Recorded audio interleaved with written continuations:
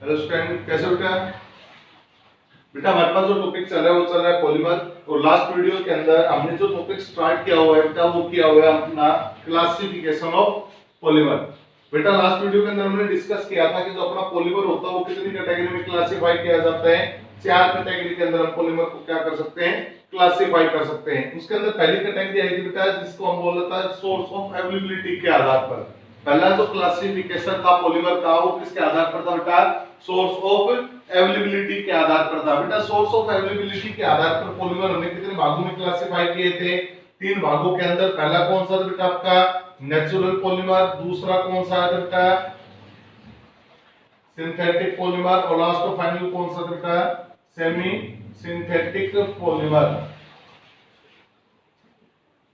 Source of availability के आधार पर polymer कितने प्रकार के होते हैं? 3 प्रकार के होते हैं, नेचुरल पॉलीमर, सिंथेटिक पॉलीमर और semi synthetic polymer.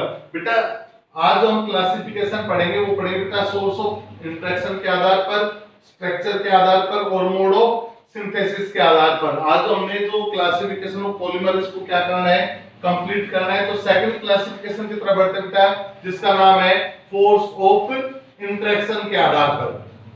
Next classification आता है बेटा force on the basis of force of interaction.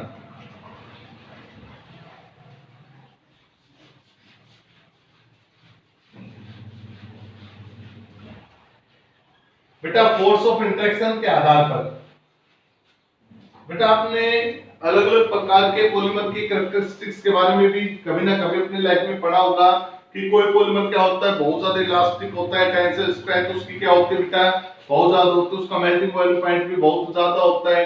तो ये जो कैरेक्टरिस्टिक्स होती है बेटा किसी भी पॉलीमर की, वो कैरेक्टरिस्टिक्स डिपेंड करती है कि पॉलीमर के अंदर जो मोनोमरिक यूनिट है वो मोनोमरिक यूनिट किस प्रकार से या किस प्रकार की फोर्स ऑफ अट्रैक्शन से आपस में बंधी हुई है। अगर मोनोमर्स के बीच में फोर्स ऑफ इंटरेक्शन स्ट्रांग होगी तो जो मोनोमर्स होंगे वो क्या होंगे बेटा, क्लोजली पैक होंगे। और जब मोनोमर आपके क्लोजली पैक होंगे तो उनका मेल्टिंग पॉइंट क्या होगा, ज्यादा होगा, टेंसिल स्ट्रेंथ क्या होगा बेटा, ज्यादा होगा। तो ये सब प्रॉपर्टी किसके आधार पर काम करती है बेटा, वो करती है कि मोनोमर के बीच में जो आपकी फोर्स ऑफ इंटरेक्शन है वो कैसी है, स्ट्रांग है या वीक है। तो इस फोर्स ऑफ इंटरेक्शन के आधार पर हमने पॉलीमर को 4 भागों में क्लासिफाई किया बेटा। किसके आधार पर? फोर्स ऑफ इंटरेक्शन के आधार पर हमने पॉलीमर को कितने भागों में क्लासिफाई कर दिया बेटा? 4 भागों के अंदर हमने पॉलीमर को क्लासिफाई कर दिया। या आप बोल सकते हो बेटा कि फोर्स ऑफ इंटरेक्शन के आधार पर पॉलीमर कितने प्रकार के होते हैं बेटा? 4 प्रकार के होते हैं। कौन कौन से होते हैं बेटा 4 प्रकार के पॉलीमर? एक तो होता है बेटा आपका इलास्टोमर, एक होता है बेटा फाइबर, एक होता है थर्मोप्लास्टिक और एक होता है बेटा थर्मोसेंटिंग।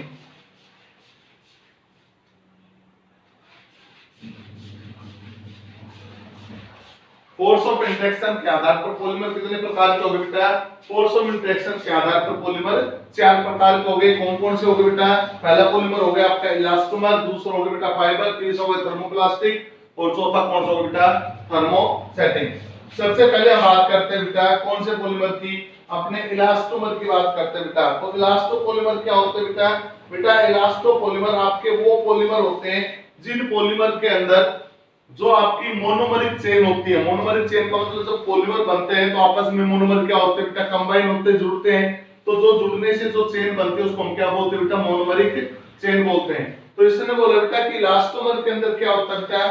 बेटा इलास्टोमर के अंदर जो आपकी मोनोमरिक चेन होती है, मान लो ये आपकी कोई भी मोनोमरिक चेन होगी, ये छोटे छोटे मोनोमर है बेटा जो आपस में क्या हो रहे हैं, कंबाइन होकर एक चेन बना रहे हैं। बेटा इसमें बोला है कि इलास्टोमर के अंदर जो आपकी मोनोमरिक यूनिट होती है, इन मोनोमरिक यूनिट के अंदर जो फोर्स ऑफ इंटरेक्शन होता है ना वो कैसा होता है बेटा? वीक होता है। ध्यान से सुनना, इलास्टोमर में इसने बोला बेटा कि elastomer are those polymer which have weak force of interaction between the monomeric unit। बेटा इलास्टोमर आपके वो पॉलीमर होते हैं जिन पॉलीमर के अंदर आपकी जो मोनोमरिक यूनिट होती है उन मोनोमरिक यूनिट के अंदर जो फोर्स ऑफ अट्रैक्शन होती है बेटा वो कैसी होती है? वीक होती है। And have the elastic property like रबड़। और इनकी जो प्रॉपर्टी होती है वो किसके समान होती है बेटा, रबड़ के समान होती है, इलास्टिक प्रॉपर्टी होती है। जब आप रबड़ को क्या करते हो बेटा, फोर्स लगा के उसके ऊपर स्ट्रेस लगा कर क्या करते हो, उसको खींचते हो तो क्या होता है, टेंशन, यानी वो क्या होता है बेटा, खींचा। तो जैसे आप फोर्स को क्या करते हो, रिमूव करते हो, तो वो क्या होता है, अपनी ओरिजिनल स्टेट में आ जाता है। तो ये जो इलास्टोमर होते हैं बेटा, वो लाइक रेजे रबड़ के रूप में होते हैं। इसका एग्जांपल भी आप नेचुरल रबड़ को बोल सकते हो बेटा। तो इलास्टोमर के अंदर आपने देखा बेटा कि इलास्टोमर के अंदर जो आपकी मोनोमरिक यूनिट है, इन मोनोमरिक यूनिट के अंदर जो फोर्स ऑफ अट्रैक्शन होती है वो कैसी होती है बेटा, वीक होती है। और इनकी जो टेंसिल स्ट्रेंथ होती है बेटा, वो कैसी होती है, हाई होती है। इनकी जो टेंसिल स्ट्रेंथ होती है वो कैसी होती है बेटा, हाई होती है। सेकंड पर बात करते हैं बेटा, सेकंड जो आपका होता है वो कौन सा है बेटा, आपके पास फाइबर। अब फाइबर पॉलीमर कौन से होते हैं बेटा, बेटा जस्ट इससे अपोजिट बात करेंगे कि फाइबर पॉलीमर आपके वो पॉलीमर होंगे जिनके अंदर इस मोनोमरिक यूनिट के अंदर, इस मोनोमरिक यूनिट के अंदर जो फोर्स ऑफ इंटरेक्शन होगी वो कैसी होगी बेटा, स्ट्रॉन्ग होगी। What are fibre polymer, fibre polymer क्या होता है बेटा, fibre polymer are those polymer which have strong intermolecular force of attraction between the chain। बेटा आपके वो पॉलीमर, जिन पॉलीमर की चेन के अंदर यानी कि मोनोमरिक यूनिट के अंदर जो फोर्स ऑफ इंटरेक्शन है वो कैसी होगी बेटा, स्ट्रॉन्ग होगी। वो कौन सा कहलाएगा बेटा, आपका फाइबर। अब जो इंटरेक्शन होगी या तो हाइड्रोजन बॉन्ड के रूप में होगी, हाइड्रोजन बॉन्ड होगी, या फिर कौन सा बेटा, dipole dipole force of interaction होगी।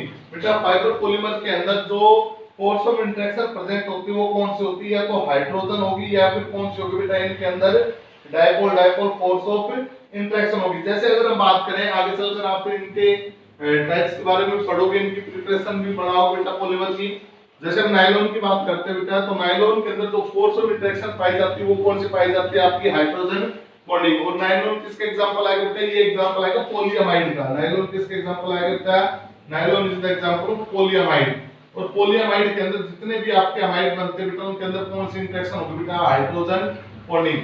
अगर आप बात करें पॉलीएस्टर की बेटा, तो पॉलीएस्टर के अंदर कौन सी हो जाएगी बेटा, आपकी dipole dipole force of interaction हो जाएगी।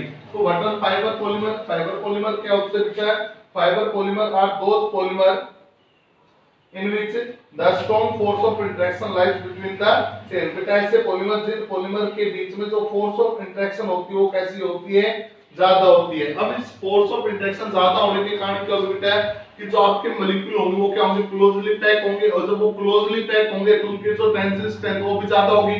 और सेकेंडली उनका जो मेल्टिंग वैल्यू पॉइंट होगा वो भी क्या होगा बेटा, ज्यादा होगा। थर्ड के ऊपर बात करते हैं बेटा, तीसरे के ऊपर हम बात करें तो तीसरा आता है बेटा आपका थर्मोप्लास्टिक। नाम से ही क्लियर बेटा, प्लास्टिक क्या होता है, प्लास्टिक आपको वो सब्सटेंस होता है जिसको आप गर्म करोगे तो क्या होगा, मेल्ट हो जाएगा। और जब उसको आप ठंडा करोगे तो क्या होगा बेटा, वो सॉलिड स्टेट में आ जाएगा।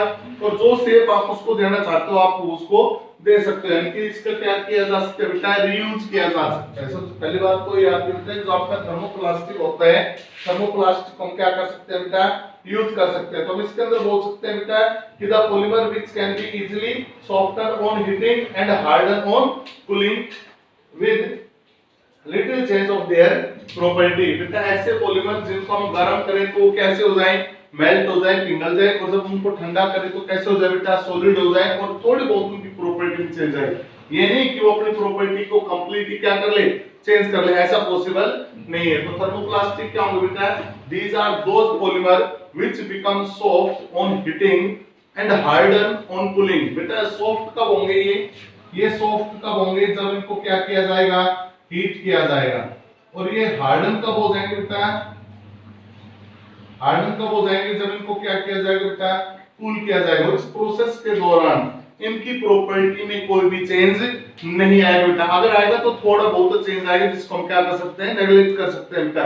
तो this type of polymer are known as thermoplastic. तो दोबारा से सुन लो बेटा, थर्मोप्लास्टिक पॉलीमर आपके वो पॉलीमर होते हैं जिन पॉलीमर को गर्म करने पर वो सॉफ्ट हो जाते हैं और ठंडा करने पर वो हार्ड हो जाते हैं और अपनी प्रॉपर्टी में किसी भी प्रकार का कोई भी चेंज वो शो नहीं करते। क्या कहलाते हैं बेटा, वो आपके थर्मोप्लास्टिक पॉलीमर। बेटा सबसे ज्यादा इंपॉर्टेंट डेफिनेशन रहेगी आपकी थर्मोप्लास्टिक की।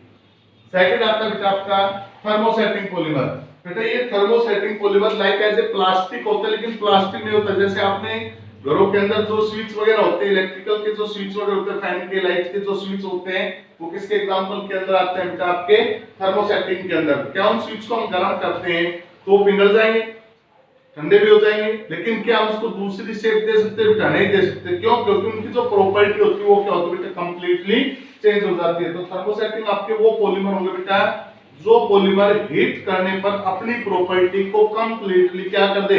लूज कर दे। वो कौन से पॉलीमर कहलाएंगे बेटा? आपके थर्मोसेटिंग पॉलीमर। तो क्या होते हैं बेटा thermosetting polymer? These are those polymer which undergo the permanent change on heating. बेटा ऐसे पॉलीमर जो हीट करने पर कंप्लीटली क्या हो जाए? चेंज के अंदर आ जाए, वो क्या कहलाता है? आपके थर्मोसेटिंग। बेटा जो आपका थर्मोप्लास्टिक पॉलीमर होता है, थर्मोप्लास्टिक पॉलीमर के अंदर जो फोर्स ऑफ अट्रैक्शन होती है वो किन-किन के बीच की होती है बेटा? वो इलास्टोमर और फाइबर के बीच की होती है। जो आपका थर्मोप्लास्टिक पॉलीमर होता है, थर्मोप्लास्टिक पॉलीमर के अंदर जो फोर्स ऑफ इंटरेक्शन होती है वो किस-किस के बीच की होती है बेटा? इलास्टोमर और फाइबर के बीच की होती है बेटा। ये सब आपका सेकंड क्लासिफिकेशन जो हमने किसके आधार पर पढ़ा था? फोर्स ऑफ इंटरेक्शन के आधार पर। थर्ड की बात करते हैं बेटा जिसका नाम है third classification, classification on the basis of structure. बेटा थर्मोप्लास्टिक और थर्मोसेटिंग के बीच में डिफरेंस आता है कई बार बोर्ड एग्जाम के अंदर कि what is the difference between thermoplastic and thermosetting polymer. Thermoplastic और थर्मोसेटिंग पॉलीमर के बीच में क्या डिफरेंस है? तो एक तो डेफिनेशन का डिफरेंस हो जाता है बेटा, एक फोर्स ऑफ इंटरेक्शन का डिफरेंस हो जाता है कि एक एग्जांपल का आप डिफरेंस उसके अंदर लिख सकते हो। नेक्स्ट क्लासिफिकेशन की हम बात करें तो नेक्स्ट आता है बेटा आपका classification on the basis of structure. Polymer के स्ट्रक्चर के आधार पर उसका क्लासिफिकेशन। बेटा स्ट्रक्चर के आधार पर पॉलीमर तीन प्रकार के होते हैं। स्ट्रक्चर के आधार पर पॉलीमर कितने प्रकार के होते हैं? तीन प्रकार के हो गए। एक तो हो गया लीनियर पॉलीमर, एक हो गया बेटा ब्रांच पॉलीमर, एक हो गया बेटा क्रॉस ब्रांच पॉलीमर। स्ट्रक्चर के आधार पर पॉलीमर कितने प्रकार के हो गए?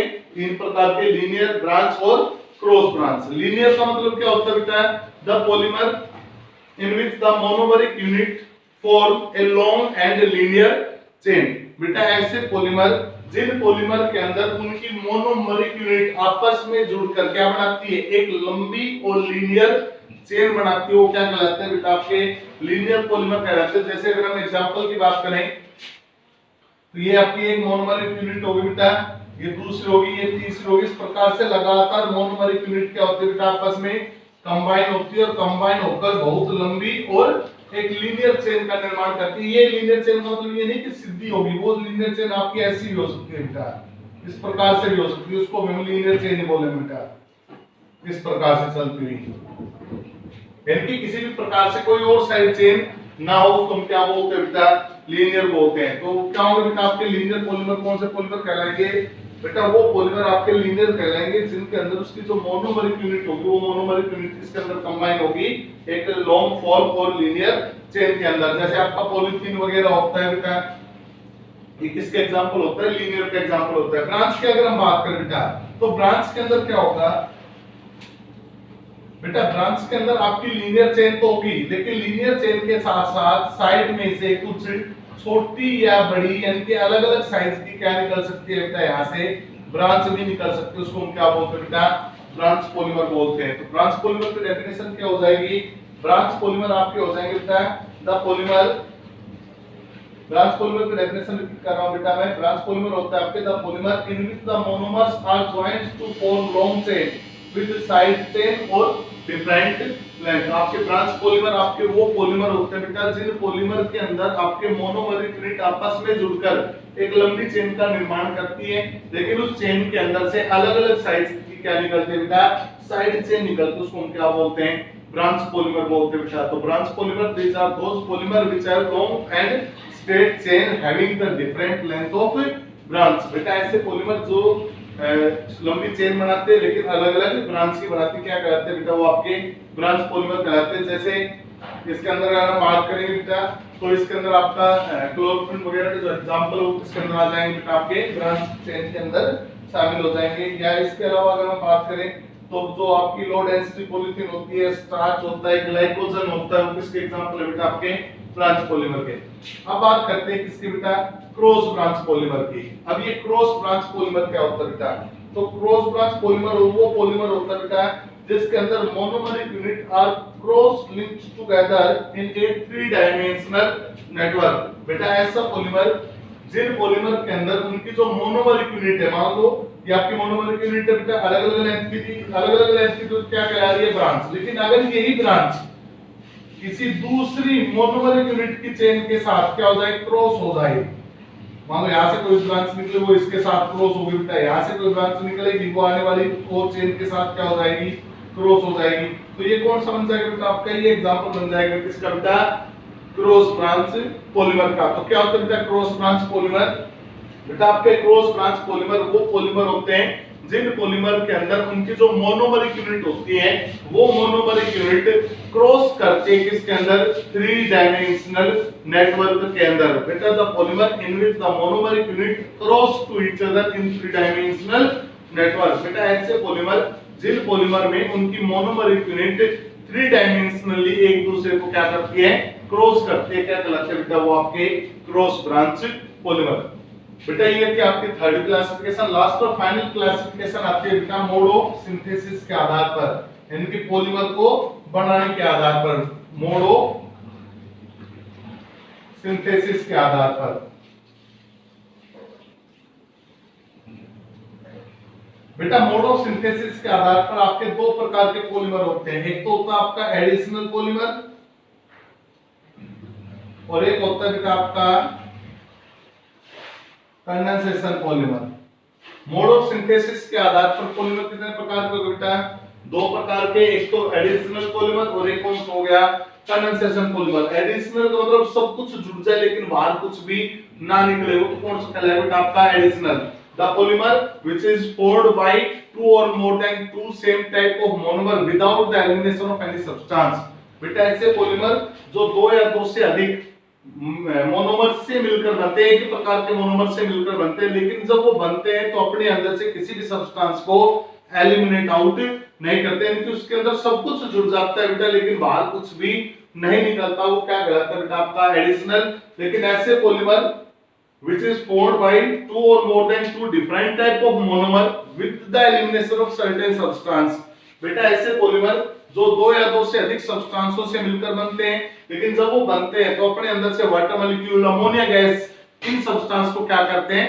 एलिमिनेट आउट करते हैं। वो कौन सा कहलाता है बेटा? आपके कंडेंसेशन पॉलीमर कहलाता है। बेटा एक होमवर्क आपका इन दोनों के बीच में डिफरेंस है वो आपको खुद याद करने। तो आज के लिए इतना ही बेटा। इस वीडियो के अंदर हमने क्लासिफिकेशन ऑफ पॉलीमर को खत्म किया बेटा। नेक्स्ट वीडियो के अंदर हम बात करेंगे preparation of additional polymer and the preparation of condensation polymer. Thank you.